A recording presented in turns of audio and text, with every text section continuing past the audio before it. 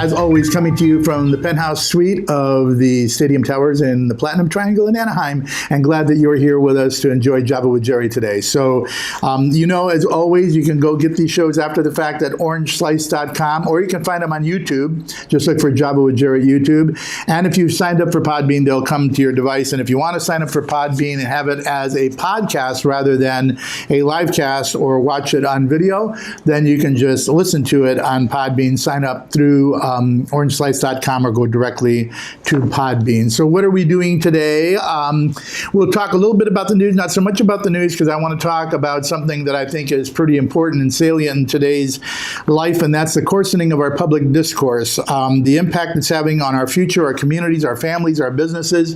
And I want to talk to you a little bit about the things that I've noticed of late that I've been observing that are a little disquieting to me, and in my view are turning into critical mass, and so I want to delve into it a little bit with you today. So we're going to talk a little bit about the coarsening of public discourse, and then we're going to have our feature, You Can't Make This Stuff Up, and I found one that I like, so I'm going to share it with you. So lots to do, so we'll get started. I'm not going to cover too much of national news, because the national news is sort of the focus of my discussion of our public discourse, and so it's sort of weaved into it. And I'll go quickly through a couple of other stories. State news, I saw this article in the Orange County Register done by Jonathan Lasner, who I like to read, and just wanted to touch on the headline. It said that California has now been ranked the third most psychopathic state. I don't know what the measurement was or how they figured out who was psychopathic and how, or who ranked number 1 or 2, but I commend you to Jonathan Lasner's article about it.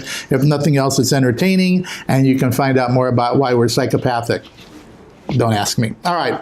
Local news. I guess the sort of important local news that I selected for the week was a runoff between 2 mayors for Supervisor Nelson's seat. Many of you know that Supervisor Sean Nelson of the 4th District in Orange County is terming out. He is going to be leaving public office.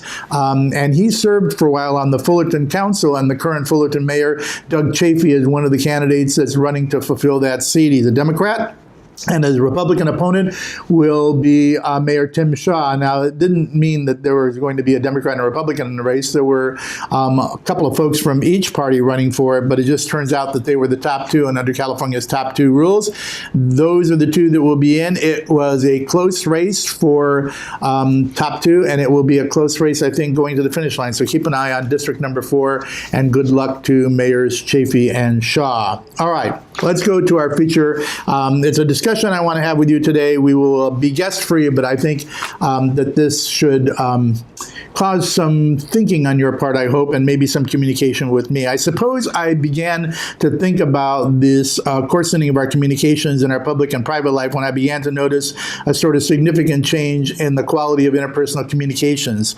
I originally noticed it when I was practicing law full-time, and maybe because when you're practicing law, you're overwhelmingly engaged in communications. But I found that there was an inverse proportionality between the speed with which we communicate and the quality of that communication. And it now translates beyond what I noticed in the practice of law, although I will start with my observations there, and it is now leaked into almost every part of life. But here's what I noticed, that the faster we correspond, the less civil we tend to be. If you think back, harken back to when our founders were around at the beginning of this country, and it used to take the Pony Express to get your letters somewhere. If you were writing a letter and you were John Adams, let's say, and we're going to talk a little bit about him and Thomas Jefferson next week. But if you were John Adams in Massachusetts and you were writing to Thomas Jefferson in Virginia, you'd write a letter. Usually you'd take some time to think about what you were going to write. You'd write in this beautiful prose. It had meaning and thought to it. You'd put it in an envelope, hand it to the Pony Express, and a few weeks later it might find its way to Virginia. He would read it, take a month to think about it, write you something back, and send it back to you. And you read their letters and you see how thoughtful they were, how well-reasoned their arguments were, how beautiful the prose is, and the command of the language they had. And when I started practicing law some 35 years ago, that's how lawyers would write to one another, not necessarily with the same beautiful prose and take months to do it, but we would send mail by snail mail, right? So you would meet with your client, he'd tell you his complaint.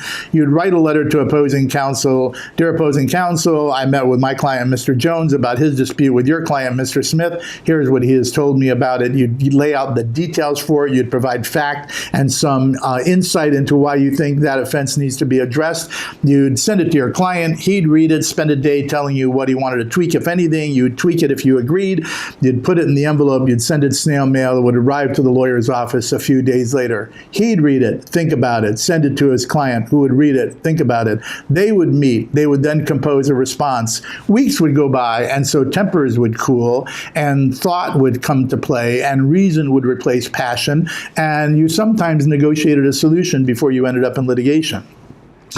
When we stopped corresponding that way because facsimile came in, we corresponded with more speed. You were faster to get to your client's problem and certainly faster to get to opposing counsel, but the quality of the discourse disintegrated. Instead of a gentlemanly letter between counsel where you tried to reach reason, you'd send a facsimile that would say, by 5 p.m. tonight, I expect you to fax me back and tell me how your client intends to address these grievances. A little harsher in tone, a little faster, and you were much more demanding to get a fast response because now, after all, opposing counsel had a fax, right? Then we got to email, and boy, did the tone of the discourse harshen, and it harshed up in a way in which really there was a qualitative difference, right? The demands became much more pitched. You were told that by the end of the business day, you wanted to hear something. Sometimes you'd want to hear it by midday that day. Much of the time, we lawyers would ignore irrational demands from our unreasonable opponents, but the tone changed significantly, and in email, you don't do very well with tone, as many of you know. And then all of a sudden, we got to the text society with 140 characters. That wasn't too heavily used in law, and it came long after I was practicing privately for any length of time, but the coarsening of the language became perceptible. So I noticed it in that setting and realized that the rapidity to converse in pithy messages lends itself at best to misinterpretation and miscommunication, and at worst to an escalation of bellicosity, and that's something that improves the quality of our communications. Writings, particularly email and text, don't lend themselves well to tonality. Those of you who have received an email and realize that what your writer intended was not what you read know this is particularly true. It's also particularly true where the writer, and unfortunately of late we have more and more of them, lacks writing skill, the ability to have a vast array of vocabulary at their disposal for texture and color, and perhaps lacks a style that evokes interest. So tone is lost. It's much more perceptible in voice communications than tone is when someone writes, unless they have those skills or they have that vocabulary and that ability to provide color and texture. And so the net result is that everything seems harsh and it's coming with rapidity, and you're getting a lot of them all day long, and that harshes up the tone between us, and that's not a good thing. It's all the more true, I think, among our younger generation who are now in the workplace because they grew up in an electronic world. They were much more adept than we were at e-communication at an earlier stage, and they're comfortable with it. They're less comfortable with leaving voice messages. Seldom can you reach a millennial on the telephone unless you're texting them. So they can have the device in their hand, the phone can ring, and they'll go, I don't want to talk to this person, let them leave me a text. And that has evolved into a lack of the kinds of skills that I think they need, particularly in the business place, which is the ability to write with context, color, and with the correct tonality, because they haven't practiced it because it was never required of them. I find it sometimes interesting that you'll find younger kids, not necessarily practicing millennials who are out working now, but they'll sit in the same room and they'll text one another in the same room rather than just look at each other and talk, which I think is interesting. Let's turn, though, to our public discourse, because that's really what I want to focus on. The coarsening of our public discourse, which has been in the news in the last week, has become perhaps even worse than it is in our private and business communications. It's in that area that I really want to focus our discussion today. I grew up in a politically engaged home. Some people do, some people don't. In my home, my parents were very, very interested in the events of the day. They engaged in their community. They were active in a public life, and they were great debaters of public policy. And as a result, so were every member of the family at family mealtime. My mother was a Democrat. My dad was a Republican. And though they often agreed on some philosophical subjects and some key issues, they often disagreed on a bunch of daily public life and political issues. And you grew up at the dinner table learning to debate with reason and to have some backing for the opinions you held. And by the way, nobody in my home was allowed abstention. You didn't abstain from a subject. You had to have an opinion, and you better have some arguments for it. And although the arguments were often heated and entertaining, we're Italian after all, they were civil and they were fair, right? Nobody learns anything from harshness, and no light comes from unbridled heat. And we didn't have that in our discourse. So from a young age, I was taught how to fight fairly about the things you have a passion about, and certainly how to debate public issues in a day in a way in which is calculated to perhaps influence the opinion of others and not offend their sensibilities. It's not that you want to win your opponent over as much as you want to influence where they end up on a subject by maybe changing their direction or their view, or having something to do with amending the manner in which they reach a result. I'm pointing that out as a reference point, my family and its public discourse, and the way I learned to fight, and how, as a lawyer, I practice with other lawyers, as nothing more than a reference point for what I think our public discourse should be and what's going on now. As of late, you've seen, and you see it in your news every day, insult, implication, and innuendo have now replaced fact, evidence, and supporting data. Opponents are attacked not as wrong-minded about a topic, but as evil people who don't have a legitimate view. And that's a dangerous thing. Once we start thinking that those who don't believe what we believe, can someone get that, please?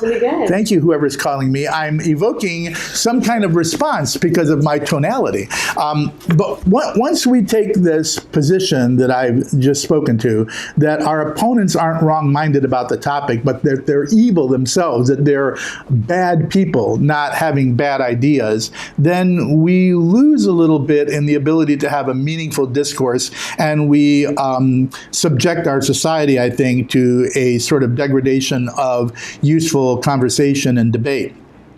They're not wrong about their topic. They are despicable because they don't share your view. That's what some people think, and that's wrong. Remember that Ronald Reagan once said, I'm talking about liberals, but you could switch this and put it on the other foot. It's not that liberals are bad people. They just have bad ideas. So that's okay. If you want to think, it's not that Jerry's a bad person. He's just a conservative. He's just too dumb to know what's right. That's fine, but you don't have to attack in order to have that argument. You need to, in fact, use fact and logic and have some discussion. We feel free now, for some reason, to demonize those with whom we disagree. I don't think that's healthy, and that tendency is poisoning our public discourse, our political and cultural life, and is doing great damage, I think, to the fabric of our country. Look for a moment to the events of just the last week. There's no question that Donald Trump's approach to immigration has been tough. It's been tough since he ran for office. He recognized that there were a number of Americans who were increasingly uncomfortable about the fact that we were being overrun with immigrants who brought fewer and fewer skills and asked for more and more public services, that it was straining the ability of the working class to be able to get good paying jobs, and that there was some unfair treatment of American workers in favor of those who just flooded our country coming with poverty from places which, no question, were despicable. And so he's been tough on that, and tough in the extent that he's even gone to a, no tolerance, zero tolerance policy on the border, which has evoked a lot of concern, and there's been awful scenes of children being separated from the adults they traveled with. Some of them are traveling with their parents. Some of them, unfortunately, are being sent by their parents to travel with other adults, and they're really not related to those adults. But nonetheless, his view on immigration has been tough. Rather than just dealing with the issue, though, some people have become extraordinarily overwrought, and to the point where they're now evoking public violence. We have seen members of his administration be spat upon as they stand in line in movie theaters, or shouted down in restaurants, or asked to leave restaurants altogether, which I suppose is their right to do, but then their families are chased to adjacent restaurants where they go to eat, and they're harassed there. We've seen people people have their homes surrounded where they are present with their children, and people have been shouting to them. And then we've seen public folks help this stoking of this irrational, in my view, emotional response. Take, for instance, for a moment, what Maxine Waters said of late in the last few days. Maxine Waters is a congresswoman in California. For those of you that don't know her, if you don't know her, you've been living under a rock. She said it's absolutely appropriate for her to encourage Americans to harass those public White House officials and others who are off duty and out in public spaces. Really, it's American for her to say, go out, Americans, and harass public officials. These members of the cabinet who remain and try to defend him, meaning Bush, says she, they're not going to be able to go to a restaurant. They're not going to be able to stop at a gas station. They're not going to be able to shop at a department store. The people are going to turn on them. Turn on them. That's what she's asking people to do. They're going to protest. They're going to absolutely harass them until they decide they're not going to go with the president and tell him, I can't hang with you. This is wrong. This is unconscionable. She says, you have members of your cabinet that are being booed out of restaurants. We have protesters taking up spaces at their house who are saying, no peace, no sleep. That's what our public discourse has come to. Again, that's heat and not light. There's no rationality in that. You're just calling for people to go out and be so disrespectful and so rude to others that you're increasing the tension in our public discourse. That's one side of the equation. On the other side for Trump, if he tries to evoke a policy that the mainstream doesn't like because they don't like where it goes, he gets attacked by conservatives. Take, for instance, in this last week while that was going on, George Will speaks to the intellectuals among the Republicans and says that we ought to replace the Republican Congress this midterm and vote for Democrats. And here's his rationale for that. This is a Republican in the mainstream saying you ought to change Congress and take away the president's support from a Republican Congress. He said the principle is the Congressional Republican Caucus must be substantially reduced. He then points to Paul Ryan, who leads that caucus, and says, consider the melancholy example, this is George Will's words, consider the melancholy example of House Speaker Paul Ryan, who wagered his dignity on the patently false proposition that it's possible to have sustained transactions with today's president, the Vesuvius of mendacities, without being degraded. Now you have an intellectual who is using colorful language and certainly the colorful texture of words, he writes well, to assault the president's character. Ryan traded his political soul for a tax cut, Will goes on to say, and then says Ryan and many other Republicans have become the president's poodles. Not because James Madison's system has failed, but because today's abject careerists are failed to be worthy of it. I said, he writes well, but his words are sharp. Listen to this one. In today's GOP, says Will, which is the president's plaything, he is the mainstream. So to vote against his party's cowering congressional caucus is to affirm the nation's honor while quarantining him. A democratically controlled Congress would be a basket of deplorables, but there would be enough Republicans to gum up the Senate's machinery, keeping the institution as peripheral as it has been under their control and asphyxiating mischief from a Democratic House. So there you have juxtapositioned two really harsh points of view, one that's calling for public discourse to be the rabbled mob, and the other that's calling for the asphyxiation of the president's ability to do things. I'll give you another example that came from this week's news. The First Lady decided, because she didn't support the idea of separating children from families on the border, and she wanted a more humane treatment, to go down and tour one of these detention centers, right?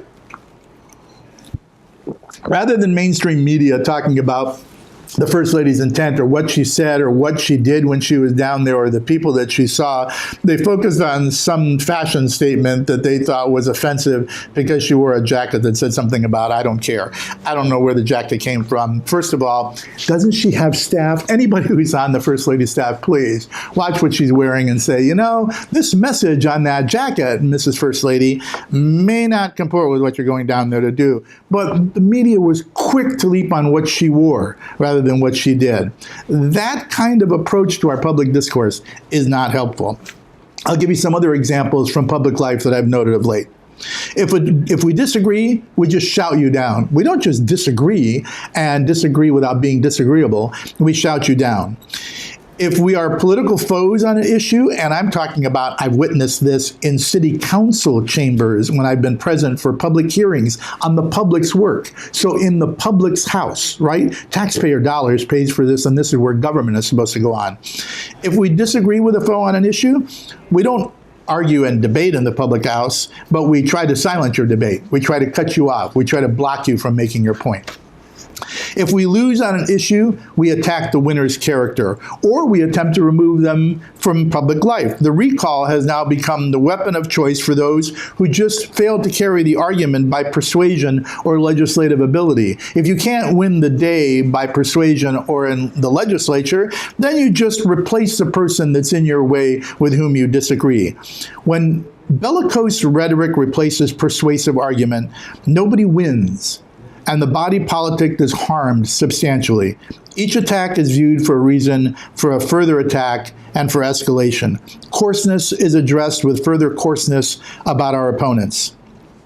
The dehumanization of your counterpart leads to the ability to attack them relentlessly, because after all, they're not human beings deserving of respect. We head down a vicious cycle that leads to an ever-worsening public discourse, and that's where we've been headed. There are ways to solve problems, even thorny ones, and this kind of noise is not needed, nor is it useful. In the case of the latest flare-up, which has led to all of this attack on public officials, who, by the way, could be out in the private sector making way more money and having a much better life than they have, but they sacrifice in order to help their country, there are ways to solve those problems. There's a way to solve immigration in a thoughtful way, talking about the policy without standoffs against one another. A recent article that was published in a publication called the California Political News and Views describes 10 common sense ideas for immigration reform. I read them. It was articulated by a local candidate for city council in Thousand Oaks, California, Dr. Kevin McNamee. I don't know the man. I've never met him. I don't know what he does or why he's running for public office. But his ideas that I read made sense, and they were thought-provoking, and they were worthy of discussion. And his ideas shed light and not heat. He didn't call a name. He didn't lay any blame. He didn't vilify anyone in order to have a discussion about immigration. He just laid out 10 common sense ideas to solve the problem. You're kidding about the time, right? Boy, when I start to babble.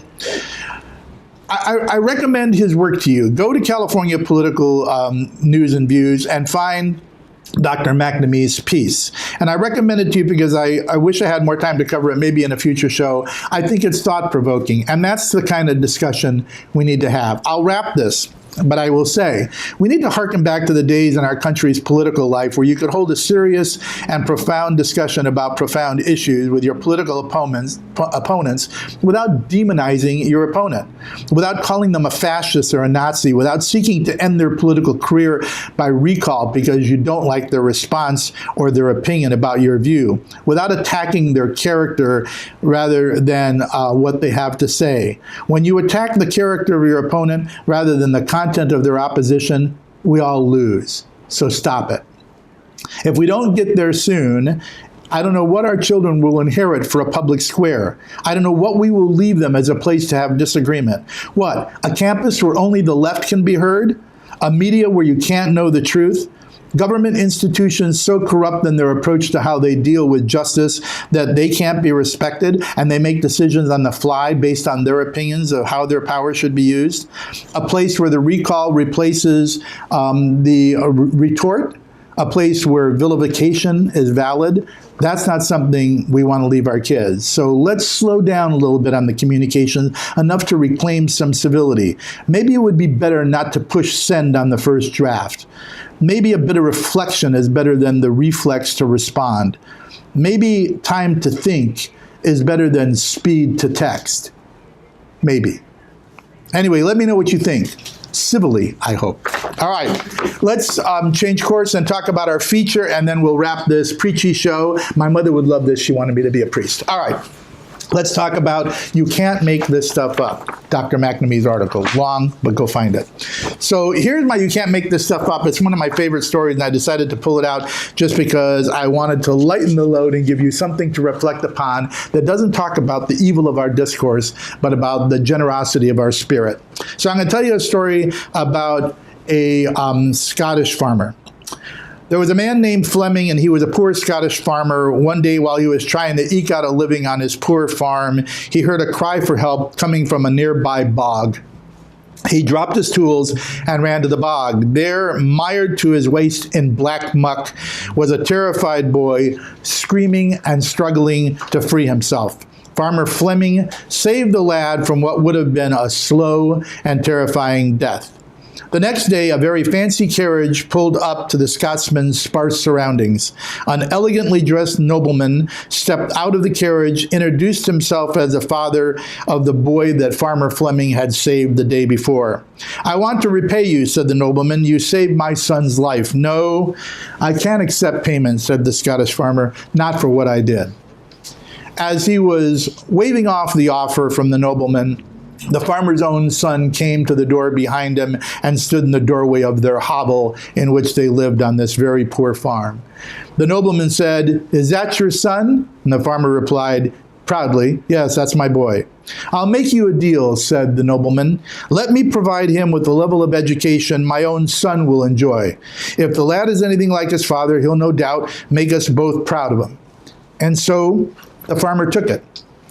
Farmer Fleming's son attended the very best of schools paid for by the nobleman, and in time he graduated from St. Mary's Medical School in London, where he went on to become a renowned surgeon and known throughout the world as Sir Alexander Fleming, the discoverer of penicillin.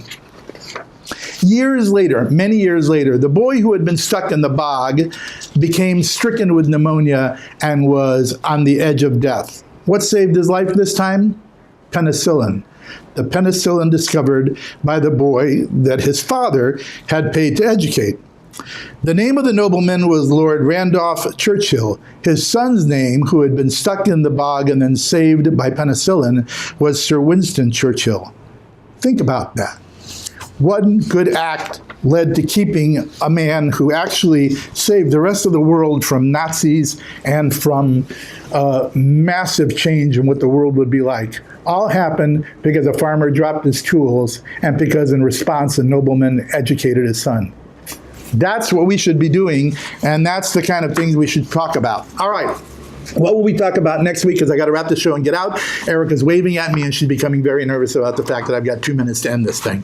Next week is the 4th of July. It falls on a Wednesday, and we will have a show for you, and it's a special one. I've been asked by a couple of friends to repeat a show I did many years ago on radio that had acclaim, so I've tweaked it a little bit because we got to do it in sort of a visual way. I hope it works, but it will be an interesting show, I think. It celebrates the reason for us to celebrate on the 4th of July. I know you'll be off having beers and picnicking and barbecuing, but take a little time out and come join me Wednesday morning. After all, Wednesday at 10 o'clock is when we get together. And I will see you next Wednesday for 4th of July while you celebrate, and then we will be back after that with more shows. This is the halfway mark of our first year. We started January 17th, and here we are the end of June. So we'll see you on 4th of July. Between now and then, have a great week, make good decisions, and we will see you on Java with Jerry next Wednesday.